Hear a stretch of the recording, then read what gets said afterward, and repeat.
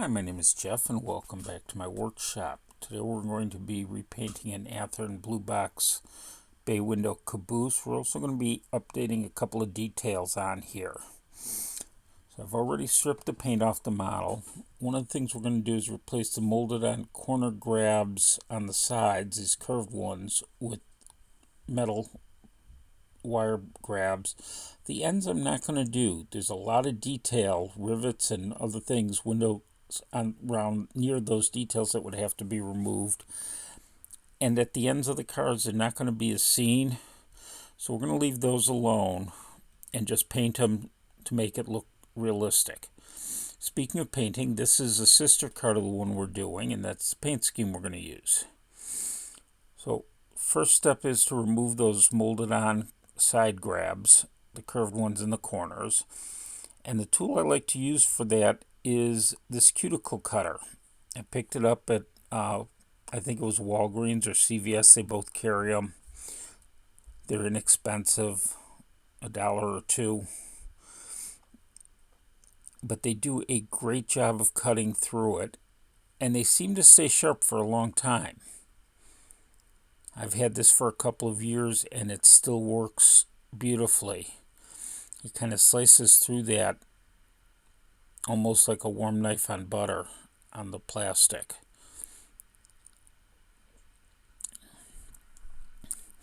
You want to make sure you end up with a smooth cut. If you don't, you can sometimes go back, make a second pass with the cuticle cutter, or you can use a chisel blade tip if you need to, or a sanding stick. In this case, I'm going to use the cuticle cutter because it gives me some really fine control and helps me avoid some of the rivet details that are right near there. With this corner done, then I'll move on and take care of the other 3 corners, and then we'll come back and move on to the process. So with the grab irons removed, I'm going to use the cuts from them as to mark where I'm going to drill the holes for the wire grabs. And I'm just using a thumbtack push pin to make an indentation. This will help my drill bit stay in place and not wander when I start drilling the holes. I'm going to be using a number 78 bit. I like this type of an index versus the round ones because the only one bit that can come out is the one I have the slide aligned to. So with the pin vise, one of the things you want to be careful with is that you're not putting a lot of downward pressure on the drill bit. Let the drill bit do the work. You're using the palm of your hand as a pivot point for the pin vise. If you apply too much down pressure, the only thing you're going to do is break your drill bit. That's especially true with these drill bits that are size 70 and smaller. They're just so small and that it doesn't take much to break them. Ask me how I know. Okay, so with the holes drilled, then I started installing the grabs. You can see this side is done. On this side, I'm going to take one. I have it stored in the lid of that pill bottle. The 4th one is actually in the bottle itself. It helps prevent me from losing them. And just insert it into the first hole, and then you might have to do a little bending to get it into the second hole a little bit just to fit it in place. Then I'm using a piece of 030 styrene strip. The width doesn't really matter. It's just a spacer to help keep the grab iron off the side of the car body. And then some thin CA to hold it in place. If I had it, I would have used a medium viscosity or thick CA and some accelerator to do that. And I think that would have worked a little easier and a little neater. So with those installed, I took the caboose to the paint shop and I gave it a coating of desert yellow spray paint on the bay windows and the ends. And now I am cutting some masking tape strips to start masking off the bay window. We'll start there. One thing I like to do is I don't use the edge of the tape. I'll use the strip cut from the edge, but the part that is going where I want the mask end of the mask to be will be the cut I make with the hobby knife. And that's because in the manufacturing process, the cut on the roll of tape can be a little bit jagged. Not enough that you're going to really see it, but it'll let paint through and it won't look as clean on the finished product. Works fine in the one-to-one world if you're, painting around a window or a door in your home. But on an HO scale model, it will show through and it will let paint leak.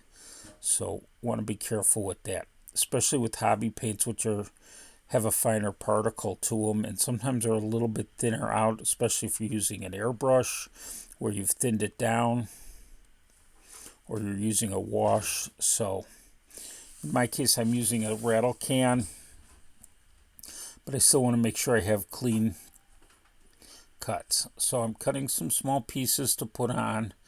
I want to work each corner with its own piece of tape, and that way I can make sure I have it lined up on the two edges that I need it on, and then I can press it in place. And then the next piece will go above that, closer to the roof of the car, and overlap that, and that'll give me my mask on this edge of the bay window. We're going to continue this process working the two sides of the bay and then the top and bottom.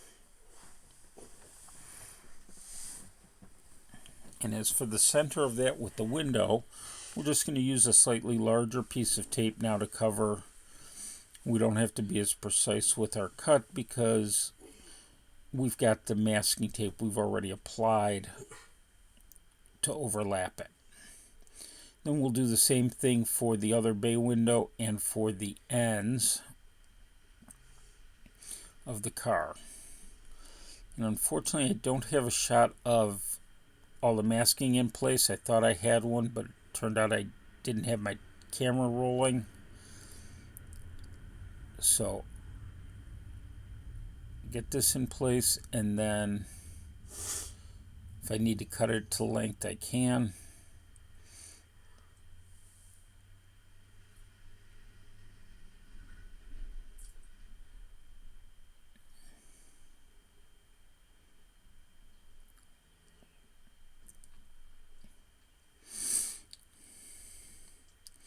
This is an area where taking your time and being patient as you work will pay off in a nicer looking model.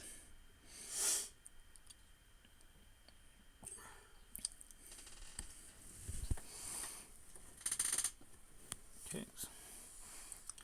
So with that done, I painted the blue paint on and then removed the tape. As you can see, we've got that done. I also masked the sides and got the toolbox covers silver. So this is the finished model. The only thing left is a coat of gloss coat and some touch-up work on like the grab irons, and that's what I'm going to do next. I'm using a squeeze bottle of the same desert yellow paint that was in the spray can that I used for the bay window. I'm just going to put a drop on the bottom of this paper cup I have.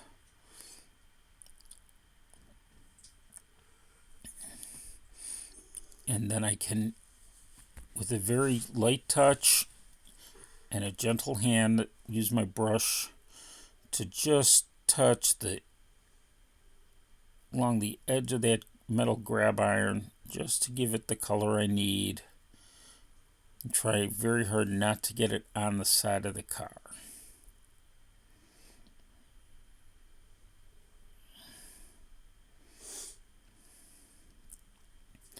And we're going to keep working, make sure we get all four of them.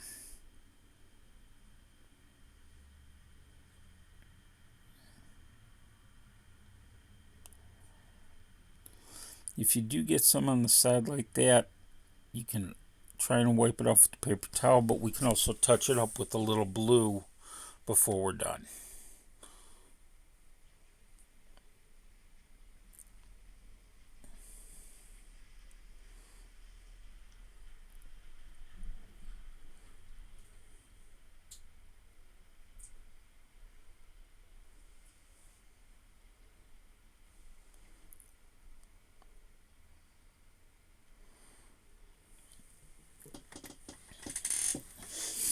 On the ends of the car, we're going to do basically the same thing. I'll give my brush a quick cleaning, and then we'll add use some blue paint on here, and again just kind of touch the top edge of that grab iron. It'll give it the impression that it's separate and standing off from the model when it's really just a molded on grab iron.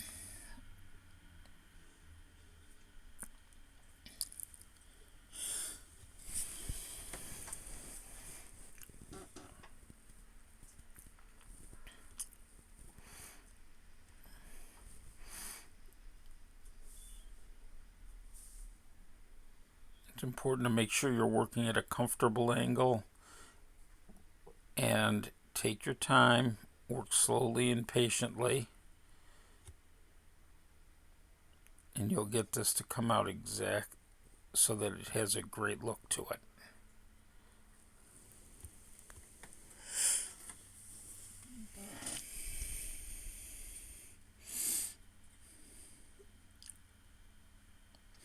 We'll also come in and there's a couple of spots where the paint bled under the masking or it didn't get good coverage, so you can just use the brush to touch up those spots.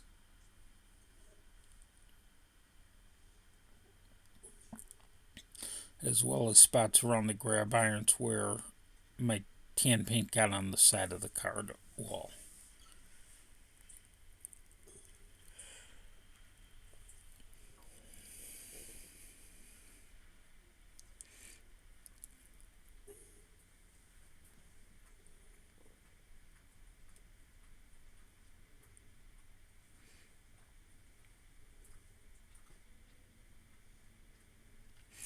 With that done, I gave it a gloss coat once that was dried, and now it's ready for decaling, which will be the subject of my next video on this project.